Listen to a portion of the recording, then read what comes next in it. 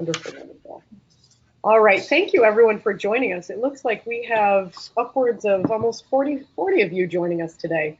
I want to welcome, I'm Tracy Lamont. I'm Assistant Professor for Religious Education at the Loyola Institute for Ministry here at Loyola University in New Orleans. And I want to just quickly let you all know about those that are our guests today, a few features that we have. If you take a look, I think it's on everybody's, on the right side of your screen. You can see there is a chat bar down there. And so you are welcome to add your comments and feedback as we go. I do encourage all of you to keep your microphones and your web cameras off, simply because the bandwidth will be stretched a little bit too much. And so we'll just try and make sure everybody stays off.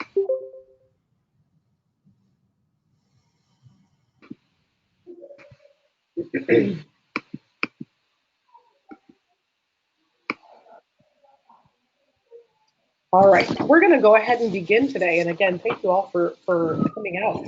I'm going to start off by introducing our wonderful presenters that we have today. First of all, joining us from Rome. So for, depending on where you are in time zones, 6, 7, maybe 10 hours ahead of us, is the lovely Brianna Santiago.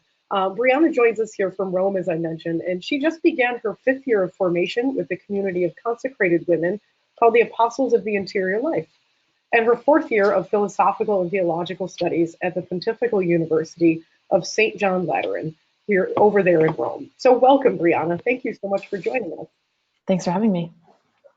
Our second guest today, we have Jonathan Lewis, and Jonathan joins us from DC, where he has served the past 6 years as the Assistant Secretary for Pastoral Ministry and Social Concerns at the Archdiocese of Washington.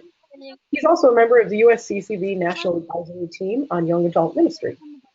Welcome, Jonathan. Thanks. And then our third presenter today, we have, hang on one second, let me send these microphones. We have Paul Jarzembowski, and he works for the United States Catholic Conference of Bishops as the Assistant Director for Youth and Young Adult Ministry in the Secretariat of Laity, Marriage, Family Life, and Youth. Paul also serves as the Staff Liaison for the USCCB National Advisory Team on Young Adult Ministry and is the United States National Coordinator for World Youth Day. Welcome, Paul. Thank you. And again, I'm Tracy Lamont. I'm the facilitator today. And later on, we're going to hear from Nick Stein, and he may put his camera on later. He'll give us a few announcements. Nick Stein currently serves as the program manager for Bon Secours Young Adults, which is a ministry of the Sisters of Bon Secours in Marriottsville, Maryland. Nick also serves as the chair of the United States Catholic Conference of Bishops National Advisory Team on Young Adult Ministry. And so we are absolutely honored to have such a wealth of experience here with us today. And we welcome all of our guests from wherever it is you are joining us from. And again, I ask that we make sure that we mute all of our mics and keep our cameras off so that our bandwidth is as strong as it possibly can be today. So welcome. I'm going to turn it over to each one of you. And I'd like to begin. You know, our talk today is about, you know, we're talking today about, you know, what didn't happen at the Synod, which really is about practical steps and strategies. And I thought we'd begin by talking about what did actually happen at the Synod. And so I want to open it up maybe to Brianna and to Jonathan and Paul, you know, offering us, you know, your insights. What did you see, Brianna, as a young adult and you know, and invited to the Synod? What were you seeing that was happening? What do you think is really important for folks to know about that happened at the Synod? I think it's important to know that I expected a lot of formality and a lot of distance between the members. And very quickly, however, there was a very familiar climate that created that was created amongst all of us. And so as a young person, I rejoiced to see the collaboration that was happening amongst the generations and amongst the members and participants there. Jonathan, what was it that you were seeing? You know, what are some key takeaways of what did happen at the Synod from your perspective? Thanks, Tracy. Yeah, I would echo what Brianna had said. You can see in the image on the screen, there's a picture of us Brianna's the curly-haired person on the left, and you can see me there up toward the top right. So that's a picture of the young participants, the young adults in the Synod Hall, what's called the Aula. Seats for about 350, all of whom are bishops, nearly, except the picture you see. And so it was really historic to think that in the history of synods since St. Paul VI started, have there been this many lay people, yet alone this many young people participating in the conversation in terms of how we participated as equal members. We were in all the same sessions with the bishops in the large group and in the small group. And so there was a real strong sense of protagonism, of empowering young people to have literal seats at the table of the Synod Hall. And so that was a real privilege to sort of be in the room where it happened and to participate. So we have these type gatherings, and then there were also small group gatherings, what they called circuli minori, and Brianna and I happened to be in the same English-speaking small group with about 30 folks. And so we spent a number of days also in discussion with those groups, which was wonderful because in the Synod Hall, of course, you have folks from 4 continents, nearly every country in the world. And in the small group, we had folks, there were about 30 of us, but there were about 20 different countries or nationalities represented, which was a real sign of the universality of the church. And certainly a new experience for me, even in a very international city like Washington, to experience the diversity and what it means to be a holy Catholic and apostolic church together. That's amazing. That's amazing. I really appreciate how you honed in on how many young people were there and how many lay people were there in the history of the synods. That's wonderful. Paul, from a staff perspective, what can you tell us about what was happening with the bishops? What was your experience there? Yeah, so my role, a lot of my work happened before the synod to prepare the bishops and the conference for what was to come. You know, there was the consultations that took place across the country, so it was informing the bishops about the consultation. There was the pre-synod gathering in March. So, you know, getting our bishops prepared for what the young people were saying at the pre-synod gathering and preparing those young adults to go there to that. And then at the event itself, we were there to support them in their needs. And what was interesting for us is that, you know, a number of the bishops stayed at one of the seminaries in Rome, and every day they were in a way very literally getting on the bus to go to school almost. So we would see them every morning and every afternoon when they were to head into their sessions.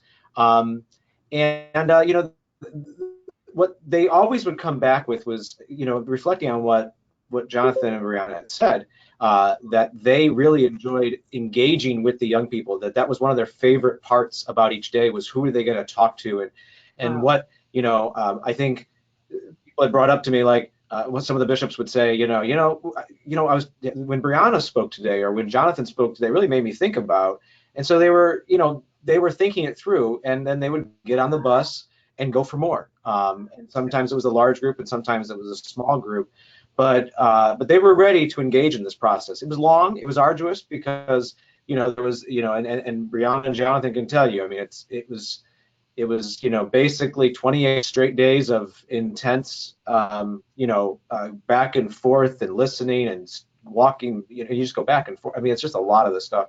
So it was very intense, very, you know, and even the one in the middle of the month when you think, okay, nice break, we had a canonization, which of course brought us back out to really engage. And so we really weren't ever off the clock in a way, because it was constantly this engagement back and forth, and the bishops really.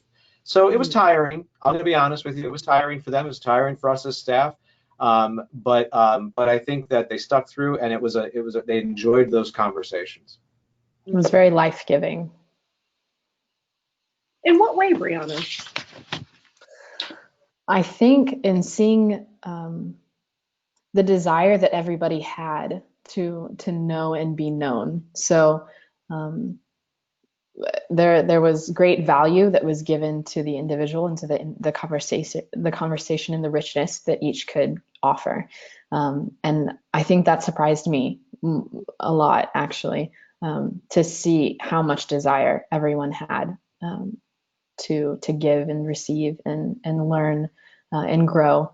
And I was struck a lot. I was struck by the humility of each who engaged in this way. Mhm. That's amazing. I want to turn it over to the folks that have joined us here today. We have a good number of you folks. Tell us if you see the. I'll give you a little screenshot here. There's a little chat bar down on the right there. Those that joined us a little bit late. We would love to hear your questions about our presenters' experiences. Between being auditors or staff members, they were there for the full gamut of the synod in such unique ways. All three of them. And so I welcome each one of you to offer any questions or comments that you have about what was happening at the synod. Our next portion today will get into what didn't happen, where we're going from here and how we implement the synod. But I want to allow every one of you to type down on the bottom there and just let us know what questions you have for the folks that did attend. We have Rick Beeben, who I know Rick, he's a buddy of ours here at LIM. He's up in Baton Rouge, and he asked us, what surprised you? So all three of you, either one of you, what do you think? What surprised you most about the synod?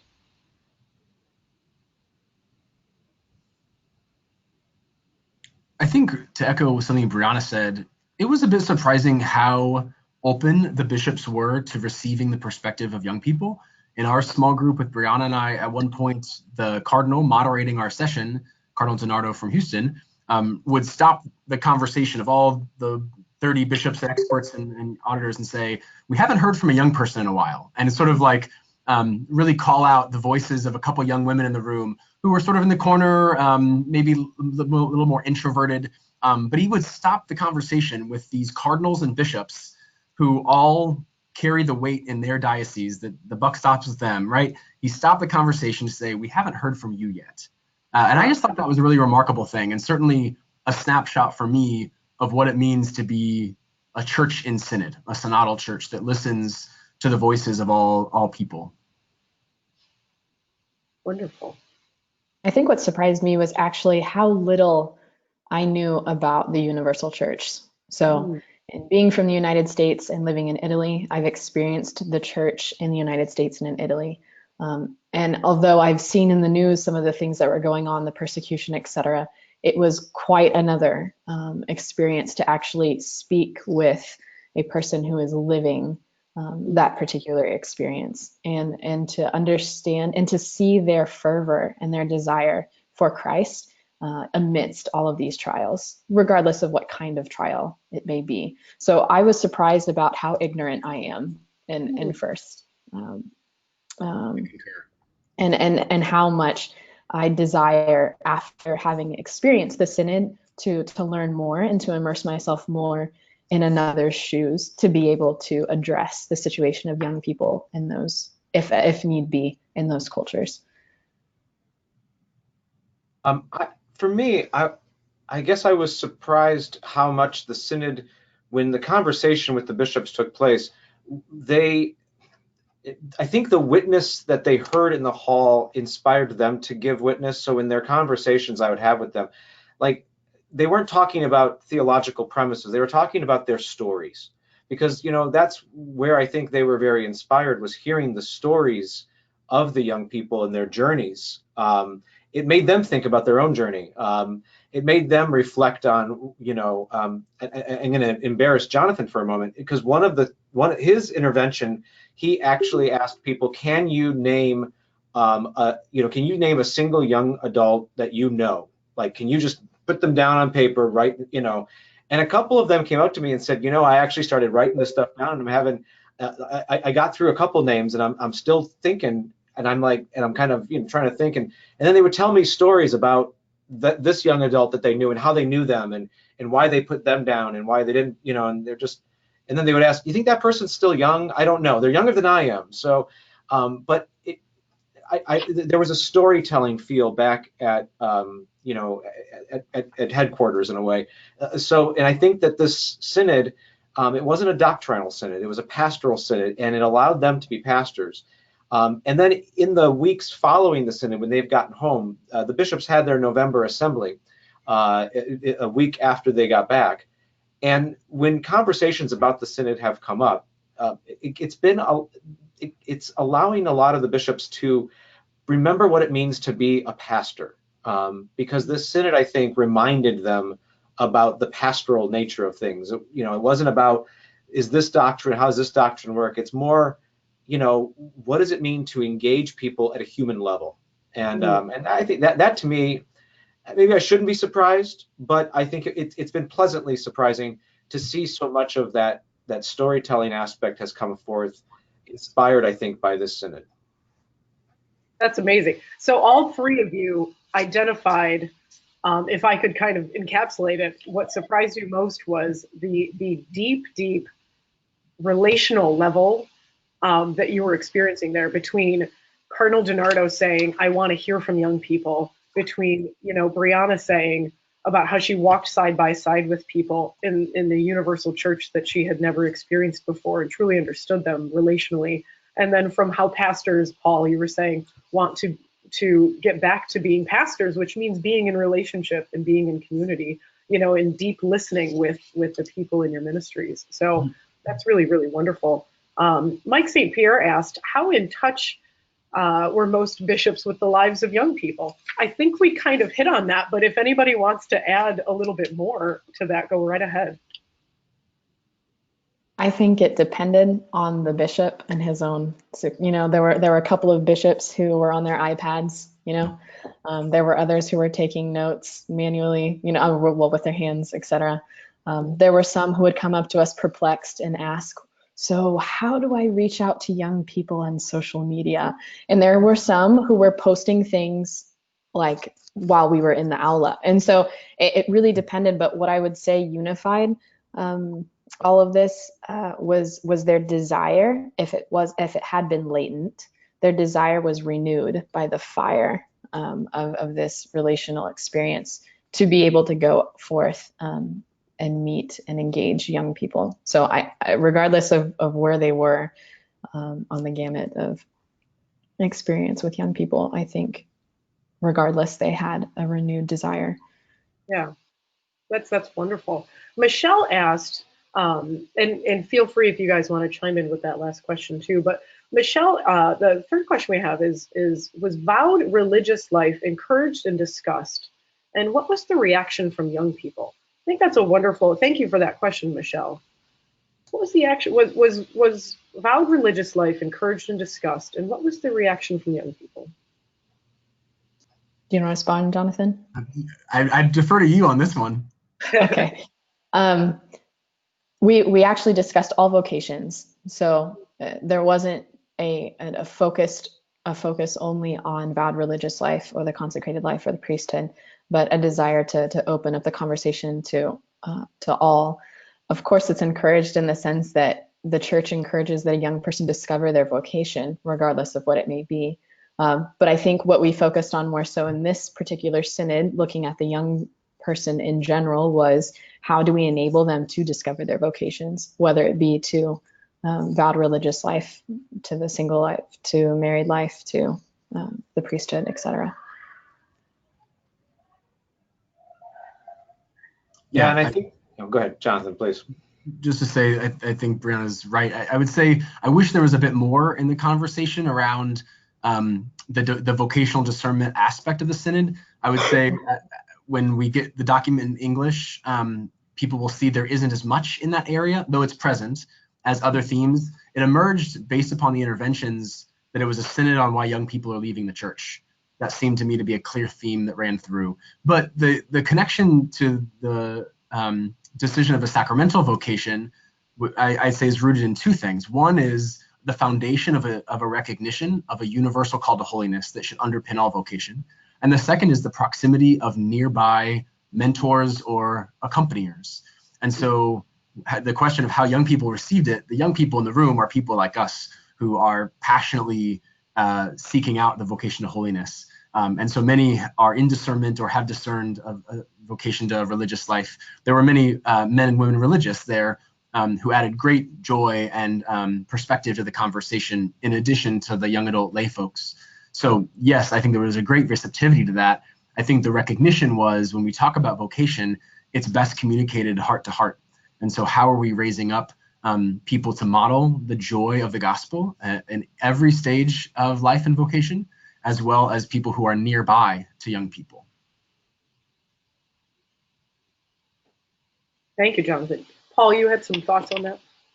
No, and I think it goes back to even the surprise question, just to how much I was good to talk here that mentorship was brought up, was being talked about. The single life was spoken about in a very positive sense.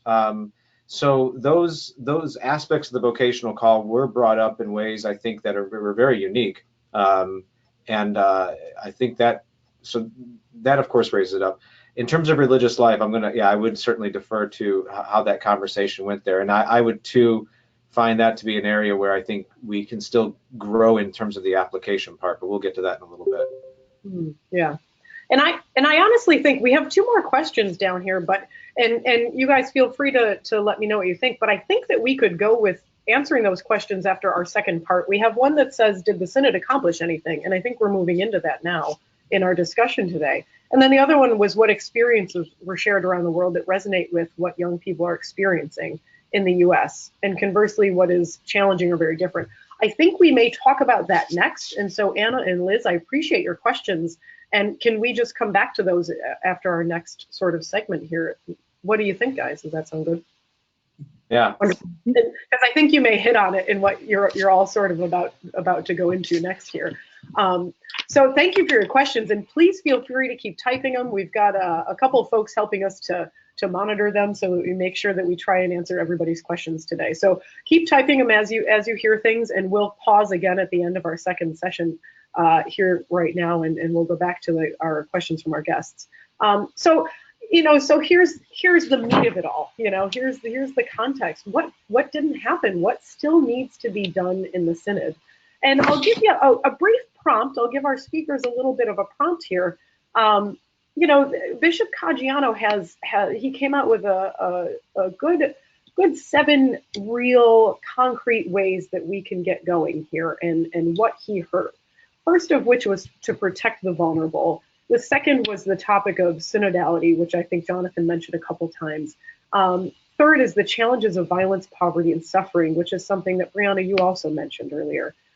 Fourth is new young leaders. Fifth would be mentoring, that we have talked on a little. Sixth is vocation, coming back around again. And the seventh was really all of it, renewing the entire church to focus on ministry with youth and young adults. And so do you have can I throw this over to Jonathan, Brianna, and Paul? What are your thoughts on the bishop's suggestions, Bishop Caggiano's suggestions, and then your own suggestions on where we go from here, from your particular perspectives?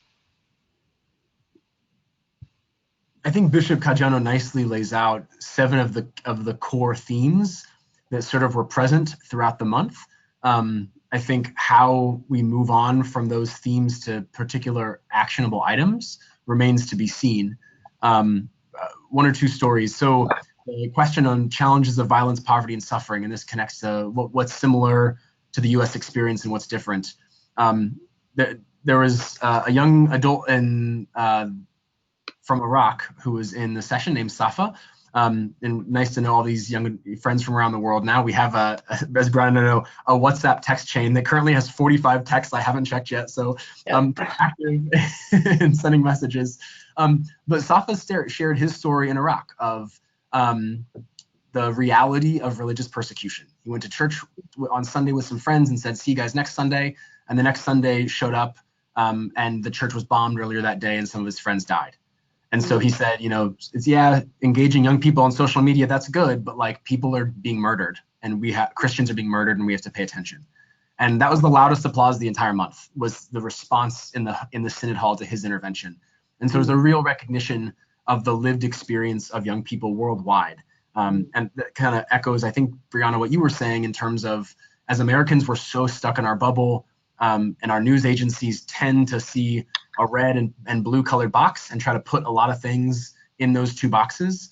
But the lived experience of the church across the world is so much more rich and multifaceted and diverse. The Pope, even in the preparatory doc, Instrumentum Laboris, uses the phrase a polyhedron, this like multi-shaped icon, right, or image. It's not a circle, it's not a square with a set number of sides. Every parish and the whole universal church is this polyhedron of experiences. In the same small group, we had a discussion about technology, and it used the phrase dark web. And I raised my hand and said, that doesn't really relate to us in America, this idea of the dark web. I've heard about it, but I don't know people who use it. We should be talking more about social media and things like this. And Safa raised his hand and said, actually, the dark web's used by ISIS to recruit people in my country. And someone from Africa said, yeah, Boko Haram uses the dark web as well. And so some of the Americans, myself included, sort of like, oh, we'll shut up now and really listen to the lived experience of the church, right? So some people in our country are going to read certain things in the document and say, what's the Vatican thinking? What's Pope Francis talking about? He's so out of touch. And the reality is, I think we're the ones oftentimes who are out of touch with the lived experience of the church worldwide. That was really profound, Jonathan. That was a really excellent way of communicating that. I appreciate that. Thank you. Brianna, go ahead. What do you think? I agree with what Jonathan said. In as much as the 7 steps that Bishop Kajana lays out are a really great place to start. What I've learned about this or from this synod is how each bishop's conference, how each bishop, how each priest in his parish has to then be the one who takes the initiative to put all of this into action based off of the needs of his own people, of his flock. And I think, from some of the questions that we can be asking ourselves are, well, for starters, where are our young people? Are they coming to Mass? Are they being dragged by their parents and they leave right after confirmation? Are they involved in our youth groups, or do we just have the same 5 people that come every time? I think if we start by asking where they are, then we can move on to, okay, well, how do we go out to find them? And from there, then we can discuss, youth ministry, and then having young people who are new young leaders, the 4th step. If we don't have young people in our parishes, we can't make them leaders. And something that my community has noticed here in Italy is how many young people are not frequenting their parishes. And from what I've experienced at this synod and from the young people that I spoke with and Jonathan and I were able to encounter, it's really very simple, the solution, although it seems incredibly complicated, which is when we look at, well, actually really regardless of the age, but we're speaking about young people, a young person as a human being with desire for encounter, desire to be known, and we meet that need. So what does that mean? The bishop or the priest has an encounter, maybe outside of the church, and says, hey, let's go grab pizza, let's go watch a movie and then discuss it afterward. But if within presence and with relationship, you build trust, and from here we move forward. And I think that's what I've learned, not just from this synod and from the conversations I had with bishops there present, but from ministry in my own community as well, seeing how the youth respond to that. And from that, then we can discuss, how do we mentor them? How do we teach them to discern their vocation? How do we make them leaders? But we've got to start with Jonathan's provocation. Oh man, I can't speak English any longer. This is a problem. With the very provocative question, that Jonathan asked, which is how many names? If each youth minister or priest or bishop asked himself this question, I think that's an excellent place to start. Mm-hmm. For me, I'm really, to me, the 1st and the 7th really, I see as like twin sides of a similar thing, of making positive experiences in the church for youth and young adults. I think is going to be a key thing. On the one side, making sure that we keep our youth and young adults safe, and to make sure that the model of ministry that they encounter with the church is a safe and a place where they can find refuge. The world is full of enough concerns. They don't need the church to be another place where there's a feeling of being unsafe, a feeling of polarization, of anxiety. The church should be the refuge. So making sure that we protect and ensure that our ministries with young people are safe places. And in the midst of the crisis right now, it's the result of places not being safe, not being places of refuge, and so we need to ensure that ministry looks like that. But then on kind of moving in a upward direction of looking at how do we renew the church to make sure that its ministries to youth and young adults are strong. My work at the USCCB is I get to work with the bishops, but I also work with those in the field working with youth and young adults. And I'm saddened by the fact that the under-resourcedness, that's even not a word, but how under-resourced our parishes and our dioceses are to minister and to mentor and do all the other things that we're talking about here, how vastly under-resourced they are in this area. Especially one of the two areas that I think that I've seen especially is with young adults, with people in their 20s, with people in their 30s. We do an excellent job with youth ministry, although that too can be grown, but we have very little for those after college. And so that area needs to certainly be grown. And then Hispanic youth and young adult ministries. 60% of our young people are Hispanic, but that does not conform to the number of ministries that specifically reach out to that demographic, that speak that language, that have that cultural experience. Pastoral Juvenil Hispana is booming, but it is under-resourced, horribly so in some respects. You have areas of the country which are predominantly Hispanic Latino, especially young Hispanic Latinos, and they have very little in terms of financial or people resources to address that. And so to me, the renewal of the church, and to grow that and to renew it, and I even say renewing it even financially, to be able to see that is an investment in our young, I think is going to be critical to ensure that we have the means to do all the other things that we want to do so well. So that to me is what excites me about what he had proposed. Mm. Mm. Could I respond briefly to Liz's question? Okay.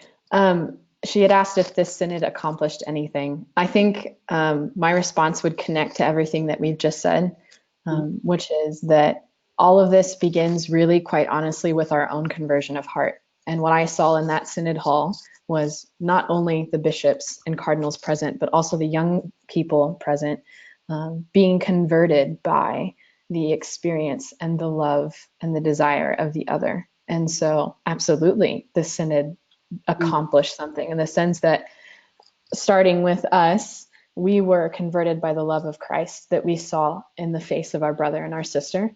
And then with that, combined, we've moved forward. I think for starters, though, if I were to add something to what else must we convert, I don't know, I don't think that's how we say it in English, but is this idea that young people are not containers to be filled, but they're people to be walked with, as Christ walked with the disciples who were going towards Emmaus. And when we change this mentality of, I need to teach them the whole catechism of the Catholic Church, or I need them to have these things memorized before I can let them go, and we recognize that each person is someone to be accompanied in that sense, it completely changes our ministry and our approach, not only to the young, really, but to the whole church. And I think a lot of us saw that at the synod.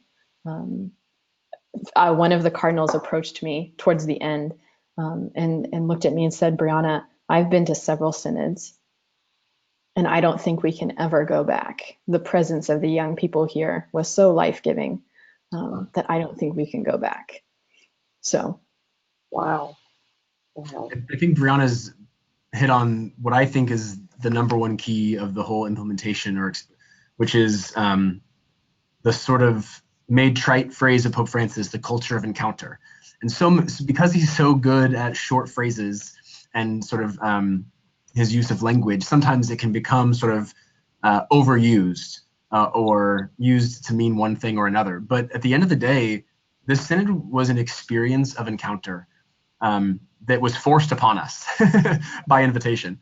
But the reality was that people from across different points of view and different continents had space carved out in their life for 30 days to come together and to build friendship in Synod Hall seats and small group table discussions and coffee breaks. And because of that, friendships were formed, and people had an encounter of what it meant to be a synodal church. So would Bishop Caggiano say, I'm going to host a diocesan synod if he wasn't there in the room? I don't know. I don't think so. Would I be as likely to implement the synod if I hadn't been in the room? Not in the same way. There's something about this experience of faith that we know so well from the rich sacramental life in the church, from the importance of retreats. This encounter with the Lord through one another and through the sacraments is real. And what I see as most challenging in our American context is we've forgotten or are not in choosing this encounter commonly. I mean, from a sociological level, this is what the book Bowling Alone talks about, this broad social disengagement. We've forgotten, as Mother Teresa said, that we belong to one another. And so instead, we have this massive polarizing divide that, by the way, many bishops from non-American countries said to me, I'm so glad we're not like you guys in America with the polarization you have in politics and in the church.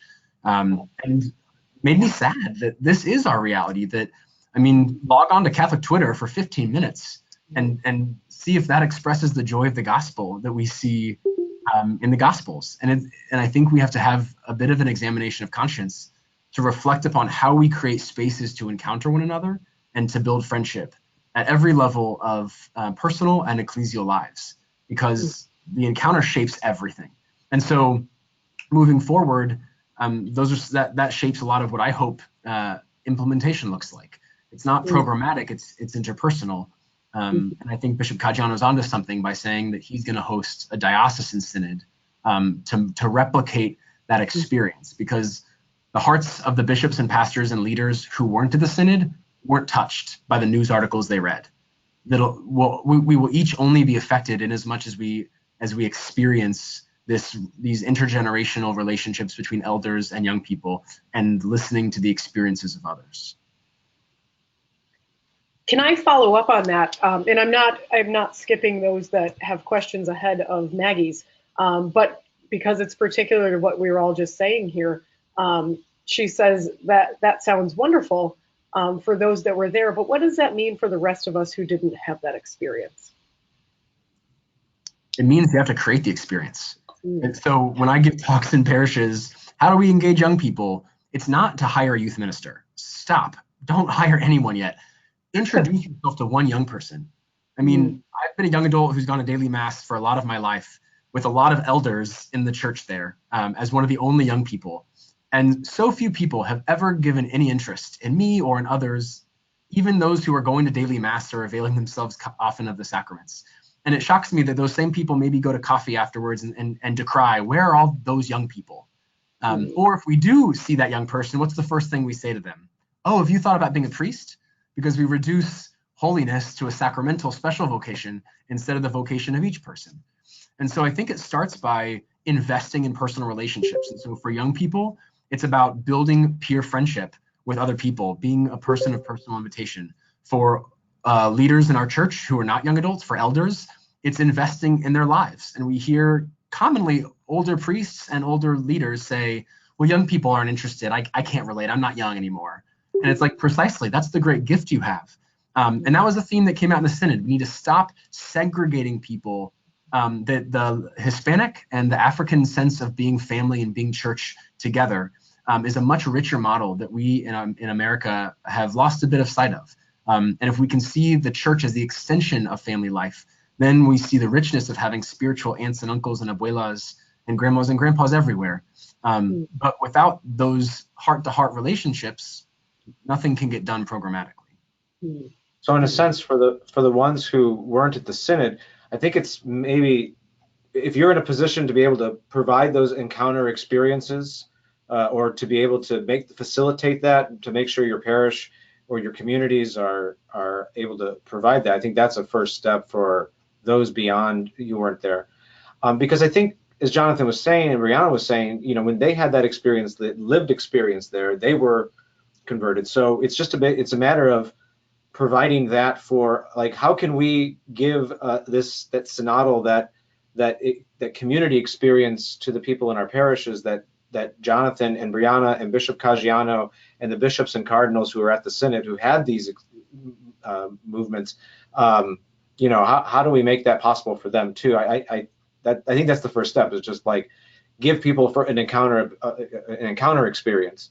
I know at the fifth encuentro that preceded the synod, the most profound moment where people felt that the message of encuentro was delivered to them was at a dinner that the bishops shared with young adults, and they had one-on-one conversations. They prayed together, they cried together, and for that was for them the summation of the most powerful experience of encuentro. It was a beautiful event, the whole thing, but that moment of encounter was where the lessons all clicked for a lot of people, the young people, and for many of the bishops, who said that was their moment, that the encuentro finally really made sense and really came alive. So when we give people experience of an encounter, it's amazing. I mean, there's a reason why we do retreats, spiritual, days of reflection, why those moments are so important. They work, and they provide a nucleus for so much more. Or not their hearts burning within them. Yeah, it's the Emmaus model is what I heard you saying. Yeah, that's amazing. Brianna, any thoughts on that? How to create the experience for folks that weren't there? Am I frozen? No, you're good. Okay. I wanted to add something because I think Maggie's question is also linked to Nicholas's about being a synodal church, as well as Mark's with the encounter. So, and Paul just said it here, and I want to highlight what he said, is that a synodal church is a church that is a community. So what did we live at the synod that made it so powerful?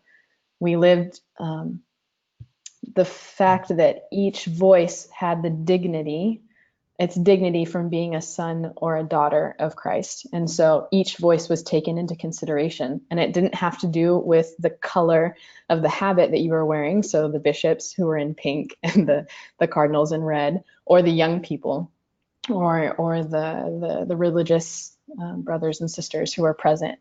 But it had to do with the sole fact that Christ has given you a gift, and we want to put that gift at the disposition of all present. And so being a synodal church means being a community, being a family, listening to each other. So how do we create encounter in our own parishes?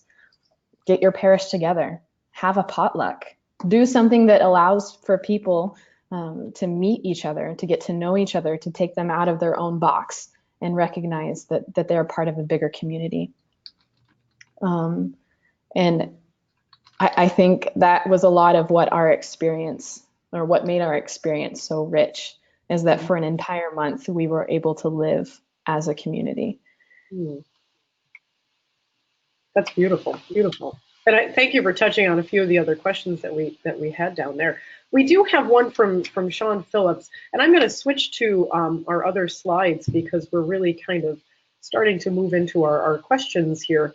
We have one about resourcing, and the fact, kind of highlighting, I think, what Paul had mentioned, the under-resourced parishes and at many levels, So are there any, steps, I think Sean Phillips was asking, anything we can do about that? Any suggestions or advice about the lack of resources? I think one of the first ways is to look into collaboration. Are there Catholic organizations in your community that, whether it's other parishes, other diocesan leaders, other ministry areas, other institutions like schools, religious communities, that can partner together in this work? I think that the trait of individualism in America can work against us in many ways, and one of the ways is sometimes we become somewhat lone rangers in ministry too, and think, well, I'm going to solve this thing by myself. But working together, working in collaboration, I think anytime we can be collaborative. So I think that's one way. I think for the resourcing is if maybe a couple of people in a community can work together, and even people you don't normally connect with. So, you know, if you're in youth or young adult ministries, you know, engaging people with family ministries or vocation ministries to priesthood or religious life, engaging with some of the you know, different ministries like worship or intercultural ministries. You know, there's so much work being done. Movements. I mean, you know, are there movements in your community that, you know, could be collaborated with? I think when you do that, you find that many hands make that light work, and some of the resourcing becomes a little easier. Mhm. That's just one suggestion, but I find collaboration to be an avenue to greater resourcing. I have long rang the bell of more resources being needed. And in fact, I mean, for decades now, Catholics have known that this is one of the limitations of our efforts to outreach to young people, according to Christian Smith in his data. The fact that Protestant communities invest more in outreach to young people leads to greater accompaniment of them. I think we're kind of catching up in some of the Synod and seeing in the Catholic language how that can manifest itself. But so certainly there's a need for that, and I agree. In the Archdiocese of Washington, one model that we've tried is leveraging regional ministry, recognizing that most of our parishes are mid-sized. We don't have bigger, large parishes like in Texas or in many parts of the South. And so it's not possible for almost any of our parishes to hire someone, even part-time, to do ministry with young adults, even though they make up about 40% of the city. And so when we get parishes clustering together to work in common, especially in an area or region where young adults move throughout all of the areas of the parish, we can do some things together more successfully there. But I think the thing that I've learned a lot in the last couple of years that the Synod really reinforced, and I'm sure a lot of you are nodding your heads, yeah, I know this, we've been doing this, but it's just coming to the more firm realization that culture trumps programs and staffing and resources 10 times out of 10. And look at the parishes that invest resources by hiring a youth minister, but the culture of the parish is, oh, that person over there is the one reaching out to those young people. We continue to set up this us versus them dichotomy that the Synod was very clear we need to bring people together in more of a family model. And I think Paul's right that to expand the sense of what it means to be a young adult. And so when we see marriage preparation as young adult ministry, and baptism preparation as young adult ministry, and RCIA as young adult ministry, and college campus ministry as young adult ministry, then we'll find resources and collaborators to work together on common initiatives. I think that what's shared in common that I'm seeing more and more is how do we accompany people through the threshold of sacramental experiences? We know the drop-off post-marriage. We know the drop-off post-RCIA. People just stop coming to church even when they've invested lots of months or year in formation. And so knowledge of faith alone is insufficient for the practice of faith long-term. We know that relational authority carries more weight than institutional authority. And so what are the ways with elders and with young people together we can increase the total engagement in the life of our church by building in friendship and mentorship and accompaniment in every single area of parish life. And so I think the starting place, if it were me when talking about resources, would say, does our marriage preparation process include post-marriage long-term mentorship, mentor couples? Does RCIA include a post-RCIA year of a small group experience or the sponsor or mentor coming back together? Does baptism prep include a young families ministry where people can come back together? Those are the resources to reach so many young people in our churches that are simply underutilized. And I'd like to add some, oh, sorry. Go ahead. No, go right ahead. I was just going to say, it didn't take any more money. It just took rethinking what's already there. Yeah, go ahead, Bria. Absolutely. It makes more money too, probably, but adding to both of what you're saying, which is also connected to Anna Johnson's question previous, is that we also forget that if we go out to our young people, they become a human resource in the sense that young people attract other young people. So if we reach out to one or two or three and we form those to go out, then we've got these young people who all over the world, and this connects with Anna's question. I was also present at the pre-synodal meeting in March, and I was stunned to find that amongst those 300 delegates from all over the world, regardless of their culture or experience, their greatest desire was to participate, to give of themselves to the church. to serve the church and be present as one of her members instead of just one of the subjects to receive formation or teaching. And so once we've reached out to those young people and formed them in some way, shape, or form, we can send them out to others, and they become for us a means of knowing other young people. Yeah. So in a way, the development of the formation of those leaders and holistically, like spiritual, pastoral, intellectual, and human, as Jonathan was saying, that human formation is so important that, but I think when they're formed in that holistic way, I think we can, they can be evangelizers to their peers, they can be ministers to their peers, they can accompany their peers. And then we can find that formation for other adults, as Jonathan was saying too. We can find, the 75-year-old in the parish who's, form him very well, for her very well, and they can accompany as well. I mean, accompaniment comes in all forms, but I think we need to invest in that. And if there is to be a little bit of investment, that Jonathan's saying we shouldn't hire first, but we should invest, I think, in the formation of some of these people so that they can be good accompaniers. Because we just don't want to leave people and say, okay, let's just go ahead and start forming without that understanding of what formation means.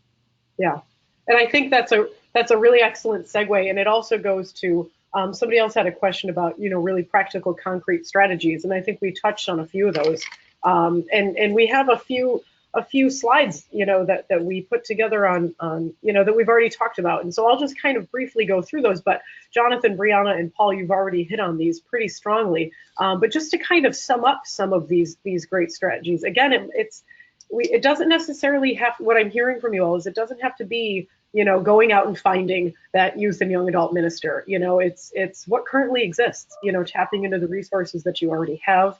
If there's organizations like you had already mentioned, identify, every one of you said, who are the young people that and if you are responsible for mentoring 5 young adults, then each one of them can be responsible for 5 more, and they can have 5 more. Brianna, you were saying that as young people go out, they multiply, and so who are they? Find out who's in your community. Are they post-college grads? Are they college students? Are they married? Do they have children? Not? Are they single, Hispanic, Latino? Military servicemen, people that are still living at home, people finding work. Who are the young adults and what are their needs? And then like we had talked about leadership, previous ministry efforts, that have already happened. Find out what's been going on in your parish and in your diocese, what's already been tried and what can be renewed. Has anyone stepped up and do they need more support, and can you support them? What ministries do young adults already engage in your parishes? Like Jonathan said, every ministry should be considered a young adult focused ministry, and just kind of renewing that. I want to invite you all to add any of your thoughts. We're getting close on time here. Any from our presenters, any final thoughts on these steps and any other implementation ideas that we have? And feel free if we have a few more questions, but I want to give you a chance to comment first on that.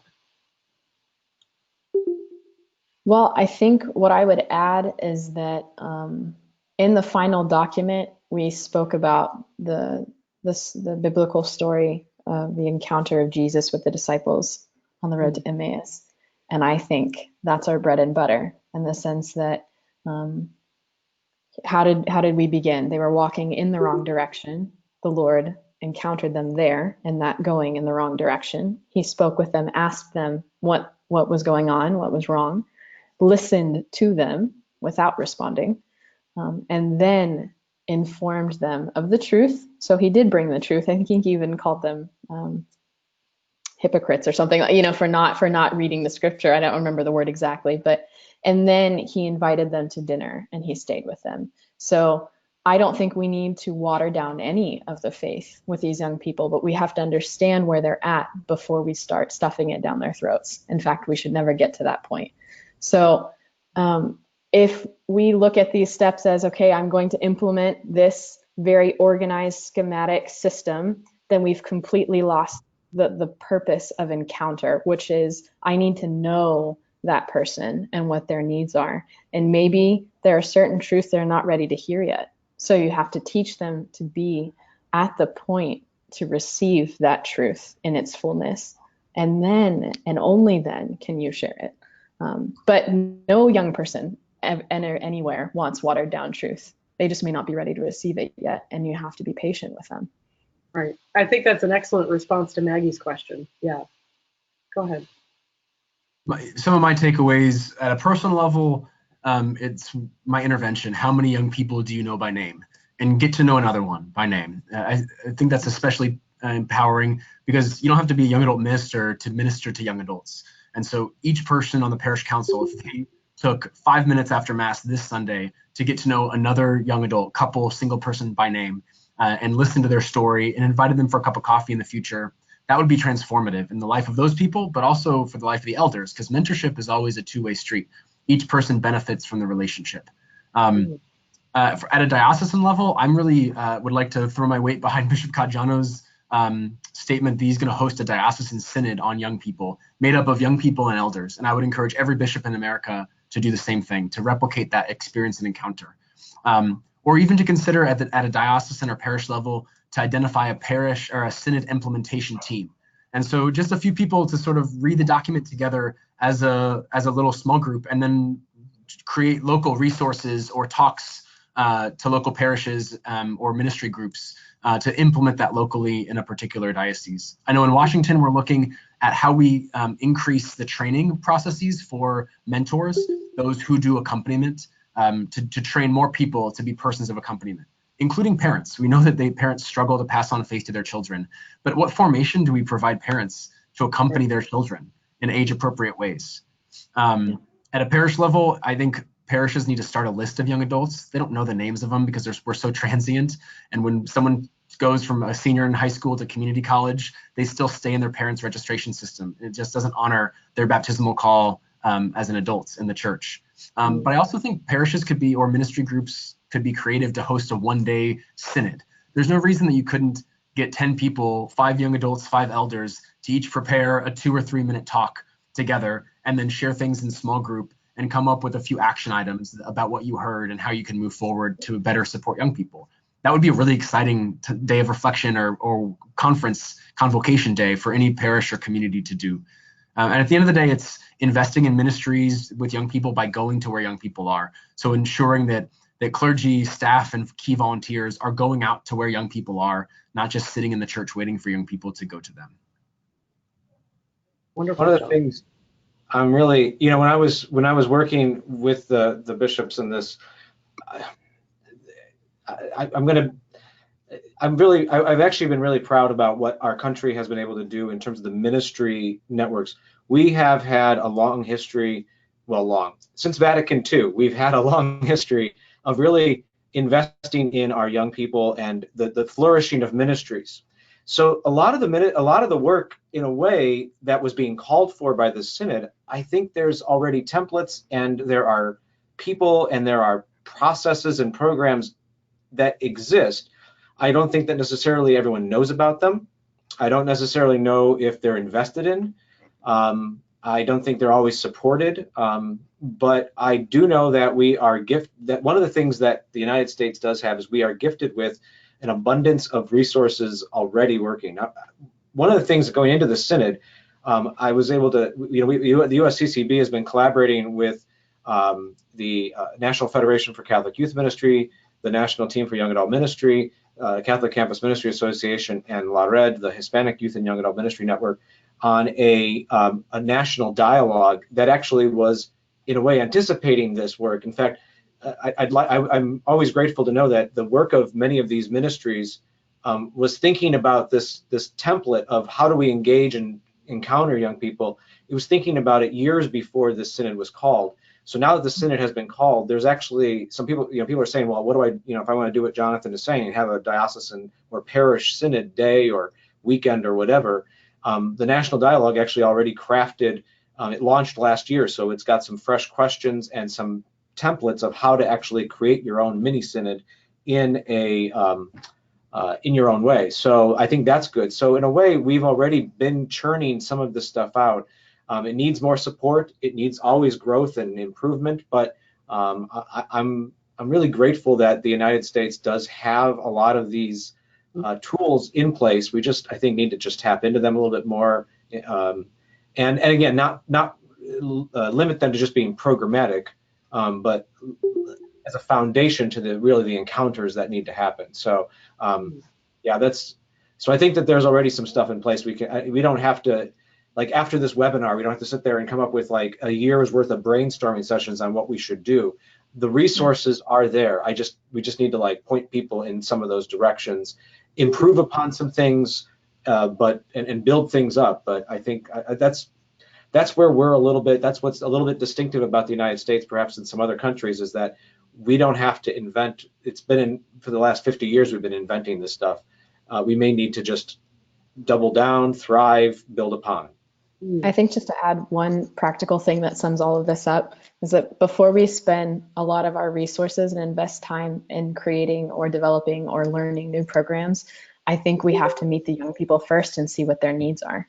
And when you meet your young people and see their needs, then you create and invest and develop and learn about which programs are available, because you could spend months creating something that is not necessary for your young people in your parish. Right. Hopefully we've gone through that process a little bit. I mean, the synod consultations that took place before, I know, Jonathan, you did some in your archdiocese.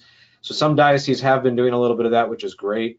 The encuentro process was consulting with some young people. And then there were young people who weren't covered by either of those that we still need to consult with and we still need to listen to. But I think, again, we've already been in that process. But yeah, that's the first step, of course.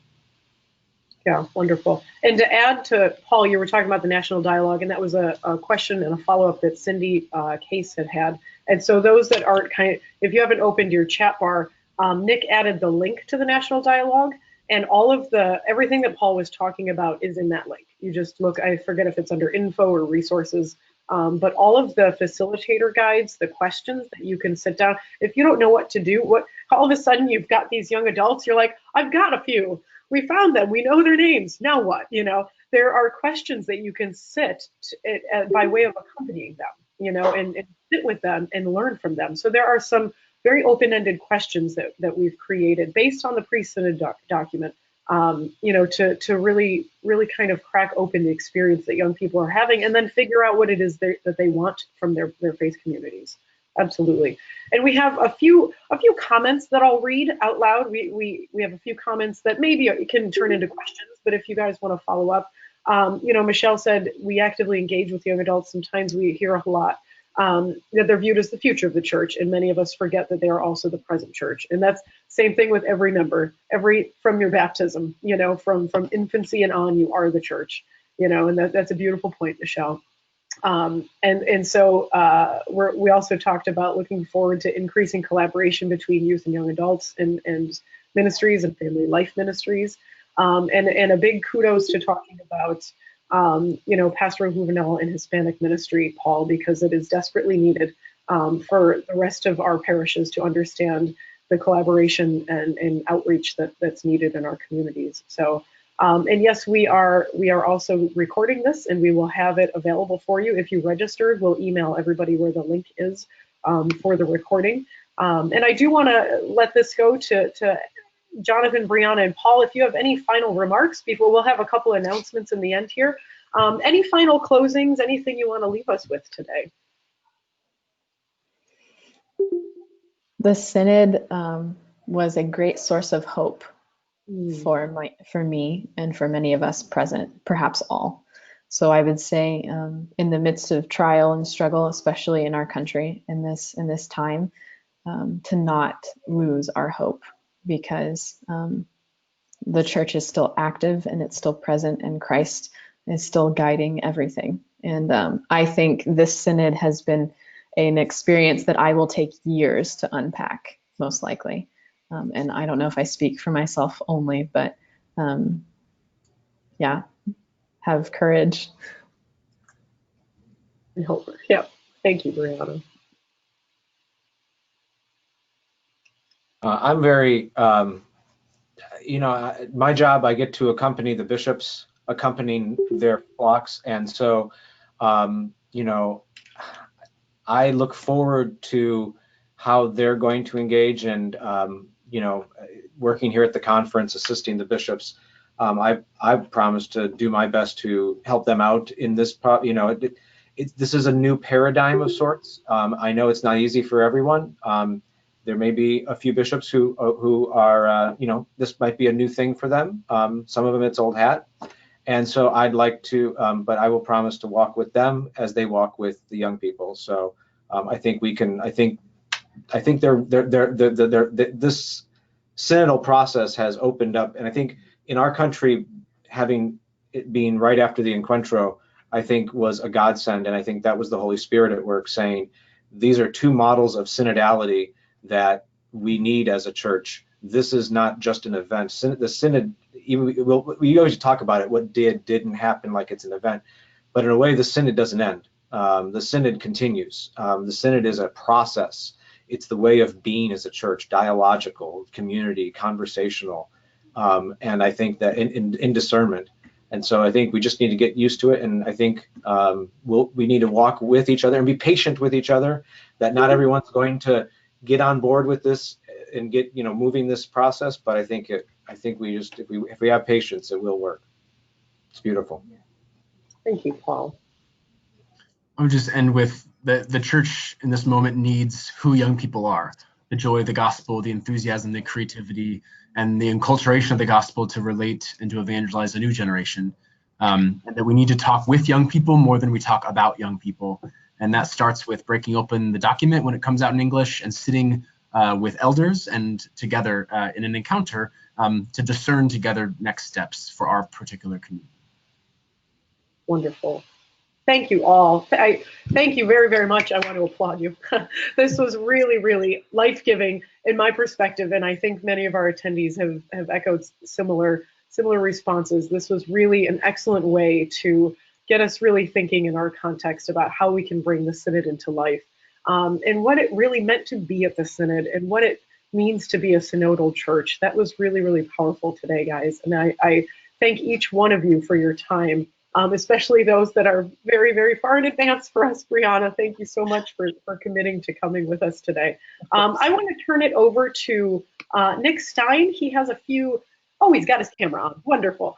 He has a few announcements he'd like to give for us. Hi, Nick. Yeah, so first of all, just on behalf of the entire USCCB National Advisory Team for Young Adult Ministry, we want to thank Tracy for facilitating this conversation today, and to thank Brianna and Jonathan and Paul for being our panelists.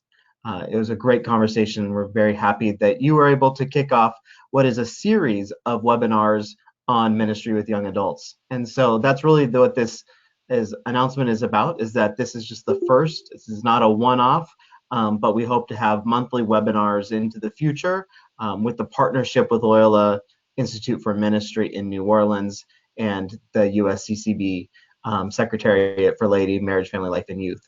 And so we thank both of those organizations for hosting this webinar series. The next webinar in the series is actually the live streaming of the National Leadership Forum for Ministry with Young Adults, which is next week in Tampa, Florida. So this is our November webinar. The December webinar is anytime you want to come join us digitally at the forum, you are welcome to do so. It starts on Wednesday at 10 a.m. And so on Wednesday, 10 a.m. Eastern time through 5:30 p.m. Eastern time, and then on Thursday, 8:30 a.m. Eastern time to noon. Anytime in between there, you can log on to the Catholic Apostolate Center's website in their portal, and we'll make sure to have that link available to all of you. And it has already been sent out, but it will be sent out again as a reminder to everyone of how to log on if you're not going to be in Tampa with us. We hope that many of you will be with us in Tampa next week, but if you're not able to, please join us digitally. We'll be checking in regularly with those having a conversation online, and that conversation will be moderated by the director of the Catholic Apostolate Center, Father Frank Donio. So we look forward to a great digital conversation along with our live conversation, which will be able to take what we've done in the last hour and expand it over 2 days. So we know it's going to be a very engaging conversation about how do we take the Synod and implement it at the global level, the national level, and especially wherever you are, wherever home is, the local level, your parishes, your dioceses, your movements. your religious orders. So we look forward to seeing you next month, and we'll look forward to hearing from you about what will be helpful in the future in terms of our future webinars next year as well. So if you have ideas, shoot those our way, and we look forward to seeing you on a future webinar soon. Thanks, Tracy. Thank you so much for that, Nick. I really appreciate it. And like we said, we have recorded this, and we will have it posted, and we will send it out to everyone, letting you know where you can find a link. So thank you all again for joining us. If you are curious about our program at the Loyola Institute for Ministry, you can find out more information at the website that's there. And thank you all again so much. We deeply appreciate your time and commitment to our presenters, and to all of our guests today. Thank you. Thank you, Tracy. Thank you. Thank you.